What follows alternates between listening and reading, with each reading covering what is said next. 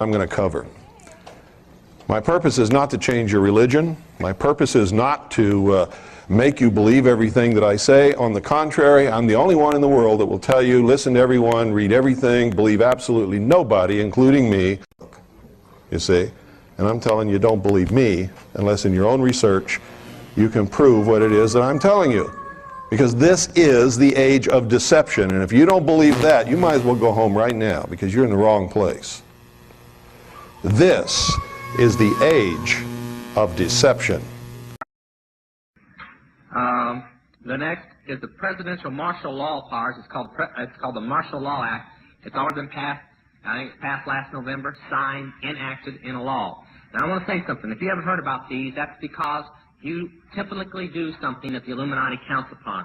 Now people, I'm going to try and change your life with this. When Congress is arguing over something about a law that they're going to pass or something they're going to do or somebody they want to fire or get rid of, start digging and find out what they're really doing that you're not hearing on the television. The only time Congress or the government argues or does publicity about anything they're doing is when they don't want you to know what else they're doing. It's a smokescreen. When they fired, okay.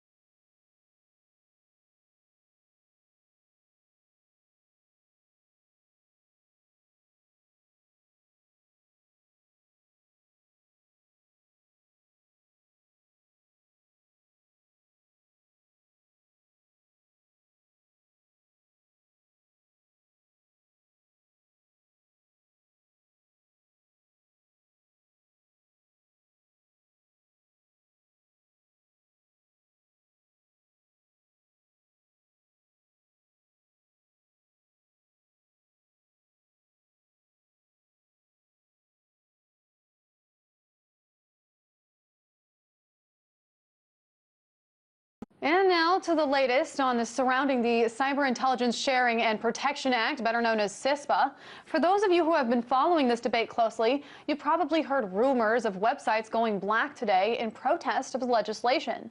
The blackout was called for by the hacktivist group Anonymous, and the organizers hoped that it would be as big as the SOPA and PIPA protest blackout of last year. That's when hundreds of companies from Google to Wikipedia blocked their websites temporarily to demonstrate to users what life on the internet would be like if those bills passed. Those bills did not, in fact, pass, arguably due to the massive opposition to them. But today's blackout hasn't been as successful overall. Over 300 websites promised to participate in the virtual protest, but for most internet users, it was just another day of surfing the web. Why?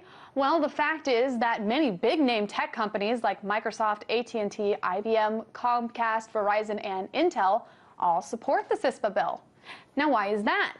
They side with the bill because they say that CISPA removes the burden of monitoring users' activity from the company, meaning these companies can hand over user information to the government that is considered potentially threatening without the risk of being sued for breaking its terms of service. Critics say CISPA would allow the government to extract private information from the internet without a warrant and actually create a massive database on American citizens. The bill passed a House vote last Thursday, 288 to 127. It's now on its way to the Senate.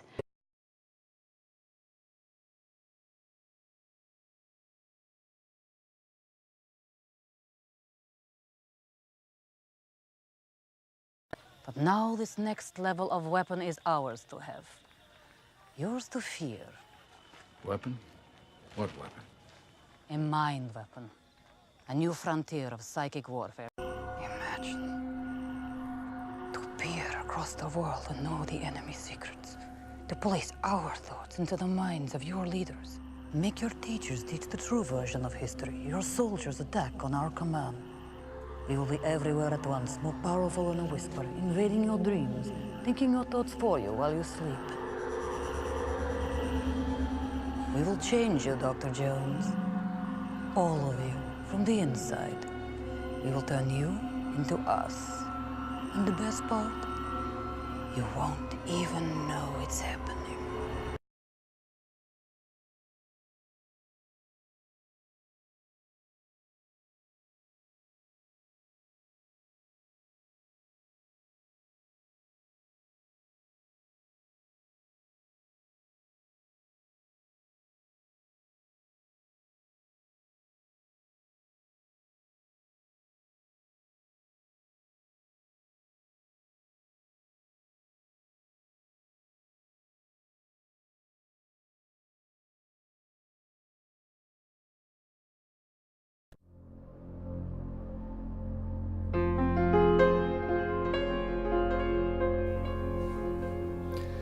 In March of 2007, I was writing an article for Morgan Reynolds' website asking libertarians to contemplate 9/11 truth as an opportunity to convince large numbers of people that big government is harmful.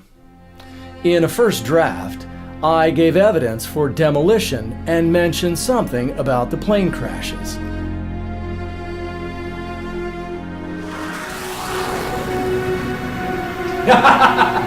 What planes? Yeah, prove it up. We have an official plane story that's physically impossible. It defies basic Newtonian physics. And when people come to me about eyewitnesses, which eyewitness? Name one. Oh, thousands. And here a small group of us, Andrew Johnson being most important over in England, have gone through the FDNY and EMT accounts, and we're down, by the time you get down to I saw a plane, I heard it, and it crashed into the South Tower, you got one person. Reynolds persuaded me to reconsider the official airplane theory. I realized then that I had not actually studied the evidence on planes for myself. I had simply taken the word of Jim Hoffman, collision of Flight 175 with the South Tower, and Stephen Jones. Of course, the towers were hit by planes.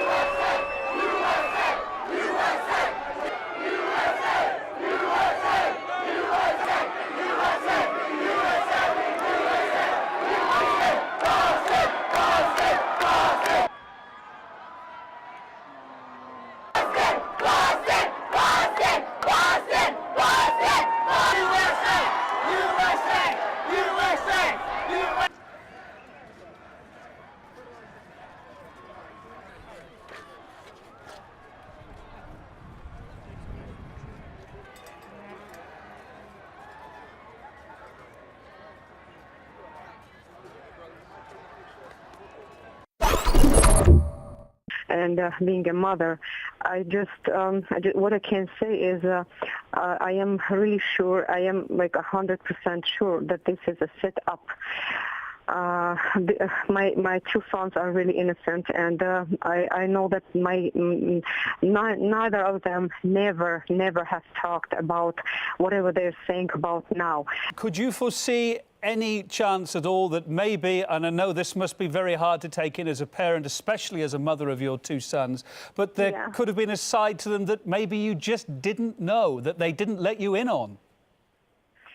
My oldest son, who used to tell me everything, every day, every second day, my son used to call me and ask me, how are you, Mama? Both of them, Mama, we love you. Mama, how are you? We miss you. It's impossible for both of them to do such things. So I'm really telling that this is a setup. My son would tell me, my son never would keep it in secret.